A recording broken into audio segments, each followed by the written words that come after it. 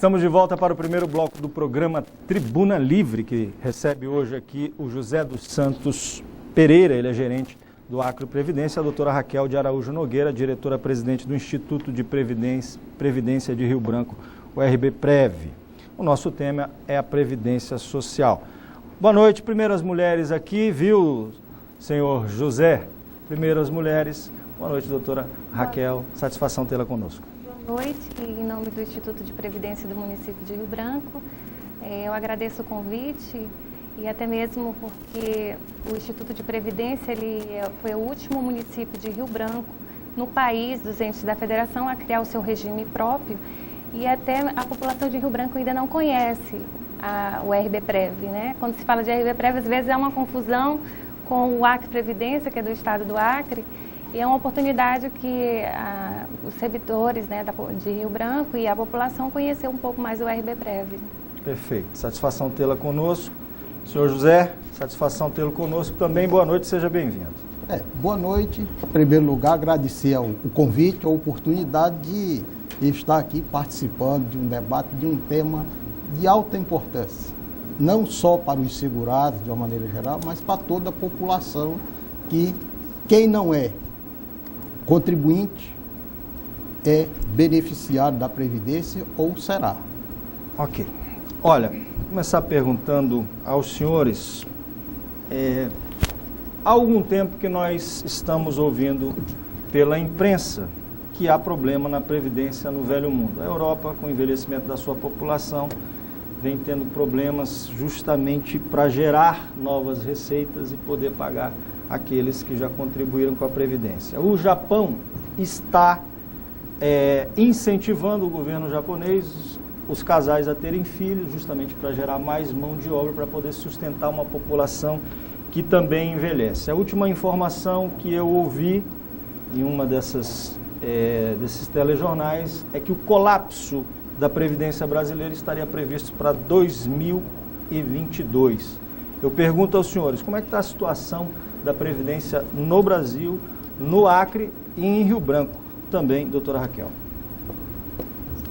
Bom, começando, fazendo rapidamente uma retrospectiva do que tem acontecido em termos de Previdência no mundo, a gente não pode deixar de lembrar alguns fatos históricos, principalmente que ocorreram na Europa, né? A Europa, durante muitos anos, era a potência econômica do mundo, dominava o mundo economicamente, evidentemente que eles enricaram e criaram muitos benefícios sociais, dentre eles uma previdência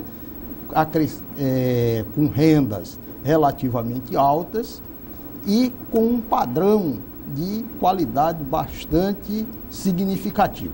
O que é que vem acontecendo nos últimos anos? É que as pessoas com o aumento da idade, isso vai custando cada vez mais caro. Cada vez está um custo maior. Por quê? As contribuições que as pessoas fizeram ao longo de um determinado período, elas terminam sendo insuficientes para sustentar o pagamento de um benefício por 25, 30, 40 anos, que é o que está acontecendo na Europa, em decorrência do benefício da qualidade de vida. As pessoas passam a viver mais. Evidentemente, vão gerar muito mais despesa, não só para o sistema de previdência, mas para o sistema de saúde, de assistência social, etc.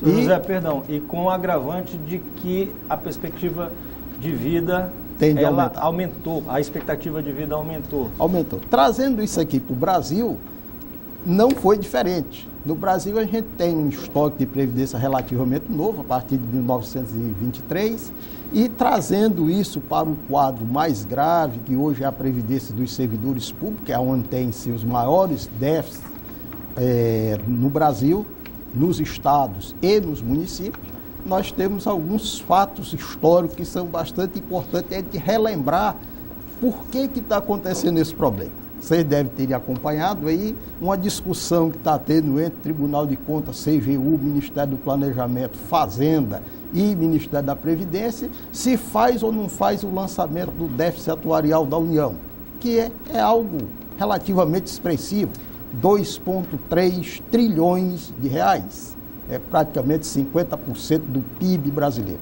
Lançando isso na contabilidade do país, estoura todos os limites da dívida pública brasileira. Se não lançar, a contabilidade pública não fica com tantos créditos em razão de não expressão a realidade. Mas de onde é que isso surge? Primeiro, pegando assim os dados mais recentes, em 1952 foi criado o Estatuto dos Servidores Públicos da União, Lei 1711, que garantia aposentadoria integral, pensão integral, tudo. Em 67, já na época do regime militar, vem o famoso Decreto-Lei 200, que permitiu à administração pública brasileira, no âmbito da União, Estado, Distrito Federal e município, contratar servidor como empregado público, regido pela CLT, contribuindo para o regime geral de previdência. Não era estatutário. Isso vem embora, com todas as suas alterações, quando vem a Constituição de 1988, e estabelece algumas regras novas e diz que Estados, União, Estados e municípios instituirão regimes jurídico único, consequentemente, regime de previdência. O que acontece? 1990, na administração de Fernando Collor de Mello, mais precisamente em dezembro, 11 de dezembro de 90, é sancionada a Lei 8.112 para os servidores públicos federais. Então, todas aquelas pessoas que tinham entrado, mesmo por concurso público, mas vinculado ao regime seletista a partir de 67, passaram a ser servidores estatutários, titular de cargo efetivo, dono do cargo, com direito à aposentadoria integral, pensão e paridade. Isso foi em 1990, ontem praticamente. Mas acontece que essas pessoas ali estavam preenchendo o requisito de aposentadoria. Ficamos sem o FGTS, eu digo isso porque eu também sou servidor beneficiado dessa lei. Quando, passado alguns anos, as pessoas começam a implementar o requisito de tempo de serviço, sem limite de idade, sem nada. E começaram a se aposentar. Em 95, já no governo de Fernando Henrique Cardoso, ele percebe, e os economistas, os analistas, os responsáveis pelas finanças da União, perceberam que a fatura estava chegando e não tinha dinheiro para pagar. Ótimo. Sim, como é que paga? As pessoas estão completando tempo. Aí disse, olha, vamos fazer uma reforma da Previdência. E vamos botar ordem na casa. E o tempo normalmente era 30 anos de serviço, normalmente, né? 30 anos para as mulheres, 35 para os homens, mas tempo de serviço. Sim. O camarada arranjava uma comprovação não se falava qualquer. em tempo de contribuição. Não, só serviço. Hein? Serviço. Só serviço. Não existia uma contrapartida do segurado, e eu vou falar segurado de forma genérica, essa contraprestação que existe hoje do custeio da Previdência. Ser contributiva. É contributiva hoje, mas agora recente, 2004, com a emenda 41 da Constituição. Então, assim, são vários fatores, só para fazer um complemento em relação a essa colocação, a Previdência Pública no Brasil, a Previdência de forma geral, ela é nova, de 1923 para cá, né, com a Lei Eloy Chaves, e aí em 60, que eu estou falando de âmbito geral, foi unificado, mas não existia essa preocupação que hoje a Previdência, de forma mais preocupada em relação à manutenção do regime, forma de financiamento, tudo isso não existia. Então hoje, nós estamos hoje numa consequência de algo do passado, né? A Previdência hoje, nós nos preocupamos com formas de investimentos, como é que está o mercado financeiro, tudo envolve como é que está a questão de sobrevida, tábua de mortalidade, tudo isso hoje ela compõe a Previdência, não é algo unitário, ela é algo que é um conjunto. Mas você estava em que ano? Eu estava lá em 1995 fazendo uma retrospectiva histórica dos fatos marcantes, das consequências que nós estamos vendo hoje e que vamos vivendo para frente. Vamos para hoje. Hoje, pelo menos a nível de governo federal, de funcionário público federal, isso foi corrigido, não foi? Olha, isso foi estadual e municipal também. Não, calma. A correção foi feita, mas essa correção ela não surte efeito imediato. Sim, eu claro. queria estar vivo saudável, principalmente dessa mesa aqui, a partir do ano 2043. Exatamente. A gente está discutindo alguns fatos bastante interessantes, que são as consequências das medidas que foram tomadas de 98 para cá. Exatamente. Certo? Porque previdência é longo prazo. Nós olhando mas pelo menos tomou-se uma medida agora. Tomou-se algumas medidas. Exato. Que gostaria que você falasse sobre ela. Então vamos falar rapidamente da emenda constitucional número 20, que o projeto de emenda constitucional chegou ao Congresso em 95, e se ficou muito tempo discutindo isso, se tempo de serviço era igual ao tempo de contribuição, se tinha que ter limite de idade para homem e mulher se aposentar. O limite de idade para as mulheres deveria ser igual aos homens, porque elas reivindicam direitos iguais aos dos homens. Então vamos aposentar as mulheres com 35 anos também. Não aceitou, não passou. Resultado, o que passou da emenda 20 foi dizer o seguinte: tempo de serviço agora passa a ser tempo de contribuição. Vamos eliminar tempo fictício, que era aquele tempo que você contava, mas nem tinha trabalhado e nem tinha contribuído. Vamos acabar com isso. Vamos estabelecer caráter contributivo, pagamento de contribuição efetiva para o sistema. Bem, se colocou um limite de idade mínima para as aposentadorias no âmbito do serviço público, para os servidores públicos federais titulares de cargo efetivo, no âmbito da União, Estado, Distrito Federal e Município, regime próprio, 60 anos para os homens, 55 para as mulheres, as aposentadorias especiais de professor. Se acabou com a aposentadoria especial dos professores universitários, magistrados, membros de Tribunal de Contas, Ministério Público. Então foi feita uma arrumada nisso e dito o seguinte: daqui para frente, vida nova vai ter que contribuir. Só que isso surte efeito quando? 30 anos ou 35 anos depois. Mas aí o governo também criou uma regra de transição. Sim, mas o governo também criou um instituto de aposentadoria complementar para os funcionários públicos da União. Mas isso foi isso muito... Agora, isso foi isso recente. Agora, pois é. Nós vamos chegar lá nessa história. Nós temos que ver o seguinte: o passado é tenebroso. Agora, o que foi feito para o futuro? Bom, então, para o futuro, já foi tomada algumas providências sim, bastante importantes. Bom, a emenda 20 entrou em vigor. Cria-se umas regrinhas de transição, porque tem que garantir o direito adquirido, que é um princípio constitucional, manutenção do direito adquirido. Quem tinha implementado as condições naquela época, aposentava na regra antiga, e criou-se uma regra de transição. Chegamos 2003, outra reforma da Previdência de novo, que resultou da emenda constitucional 41, que foi publicada em 31 de dezembro de 2003, presente de ano novo, e aí se traz algumas regras mais interessantes do ponto de vista do financiamento e da manutenção do sistema de previdência, que é o quê?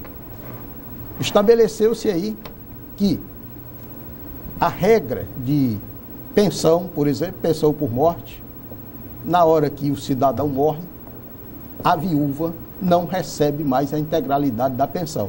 Até porque não teria sentido. É uma despesa a menos. É uma despesa a menos, normalmente morre o homem, é o camarada primeiro que morre, que é o cara que mais dá despesa, é o homem, então ele morre e chega a uma brilhante que até na hora de morrer as mulheres são privilegiadas. São privilegiadas porque tendem a ficar com a pensão essa maior. Essa regra é válida para os dois. Vai para os dois, é uma regra geral. Defendendo a sardinha dela, né? Então, o que acontece?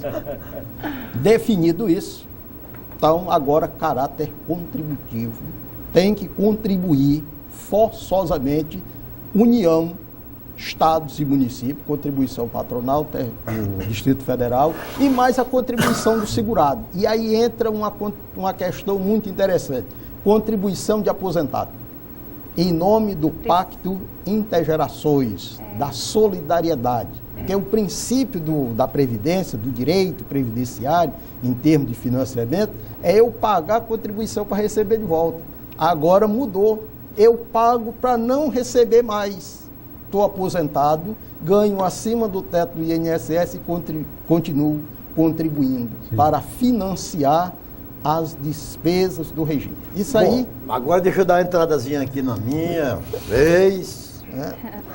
Primeiro, para dizer aos doutores aqui, a doutora Raquel. Ao meu amigo José dos Santos, todos dois experimentadíssimos no assunto, para dizer o seguinte: na minha opinião, a Previdência Social, que é uma bomba que está produzindo os maiores estragos na Europa, vai produzir no Brasil também. Até porque, enquanto nós estivermos imaginando que direito adquirido é algo absoluto, nós não resolveremos o problema da social. Até porque se direito adquirido fosse prevalente ad perpétuo, nós não tínhamos acabado com a escravidão no Brasil, que era um direito comprar escravo naquela época. As circunstâncias é que fazem com que o direito se adeque à contemporaneidade. Isso é fato. Quando a gente fala sobre previdência social, nós temos que entender que ela é apenas um dos tripés de uma coisa bem maior chamada Seguridade Social. Certo. Onde a Previdência Social ainda tem a vantagem de ter caráter contributivo, onde as pessoas contribuem, mas de forma subestimada para garantir suas as aposentadorias. Aí os outros dois tripés da Seguridade são Saúde, doença, saúde, e assistência. que a nossa Constituição, que o Osmir elogia tanto, que não passa de uma baita carta de boas intenções, chegou ao ponto de garantir, como direito do cidadão e dever do Estado, a saúde de todo mundo. Certo, é verdade. E nós... É porque é um sonho. É o Não, sonho. mas buscar. Exato, você A está Constituição não foi confirmando, feita para hoje. você está confirmando o que eu estou lhe dizendo. A Constituição não pode ser lunática. Aí veio assistência social, assistir os inválidos, os vulneráveis, os miserabilidades, tudo isso é muito bonito. E justo. Mas tudo isso custa muito dinheiro. Custa caro. Custa caro. Alguém tem que pagar a conta. Alguém tem Alguém que pagar. mas alguém vai ter que pagar. Alguém vai ter que pagar. Aí, mas como o assunto aqui fundamentalmente não é estudar Seguridade como um todo, a né? seguridade como um todo, e sim previdência Nem social, assistência social. o que conspira contra o futuro da Previdência em qualquer lugar do mundo. Eu me gratifico aqui em saber que aqui no Acre, a Previdência do município e a do Estado ainda não está vivendo nenhum momento de sufoco. Mas o que conspira contra a Previdência, e aqui eu tenho um estudo aqui em minhas mãos, é que ela continua de forma persistente. Eu vou me alongar na pergunta e vou ficar um bocado de tempo calado. Aí nós vamos fazer um intervalo e as respostas vêm no segundo bloco. E vamos deixar essas perguntas mais infantis para o Osmir fazer. Mais infantil, mas mais objetiva. Que o pessoal Mais precisa objetivo. Então, o que é que acontece? Quando a Previdência Social foi instituída no Brasil, a perspectiva do brasileiro era 52 anos de idade. Era menos. Ou menos, por aí. 50 anos. 50 anos. Quando foi em 1920. Então, o que é que acontece? O sujeito se aposentava aos 50 anos de idade, vivia mais 4, 5 anos e morria. Hoje, a perspectiva de vida do brasileiro já é 78 anos de idade. Agora vamos... eu vou dar uma catucada nas mulheres aqui, tá? E a senhora... Você pode dar. Aí ela se defende. As Aí o que é que mulheres se acontece? Osmir. Estou esperando. Hoje, vamos supor que a doutora Raquel entrou no serviço público aos 18 anos. 30 anos de serviço, se aposenta com 48 anos de idade. 55. Tem que ter idade. Tem que ter idade mínima. 55. 55 anos. Ela vai ser uma centenária. Com certeza. Até porque a mulher vive mais do que o Que os homem. homens. Vive, e com muitas razões, né? A academia ajuda isso, assistir novela ajuda isso. Assistir novela, vamos começar a assistir novela também, né? As mulheres se Eu não cuidam sabia, mais. hein? Isso eu não sabia. Mas Narciso, conclui que eu tenho uma pergunta. Não, vamos fazer Então, intervalo. a nossa preocupação, doutora, é exatamente aí, para os dois lados. É que aí o funcionário público, o trabalhador público ou privado, ele passa 40 anos contribuindo com um percentual do que ganha e vai passar mais de 40 anos recebendo um salário total. Então, atuarialmente, que é a palavra-chave da Previdência, os cálculos atuariais, esse sistema não é sustentável. Então, esse é o assunto que eu queria levar para o debate. Ok, após o intervalo comercial, por favor, não saia daí. Daqui a pouquinho a gente volta para o segundo bloco do Tribuna Livre de hoje.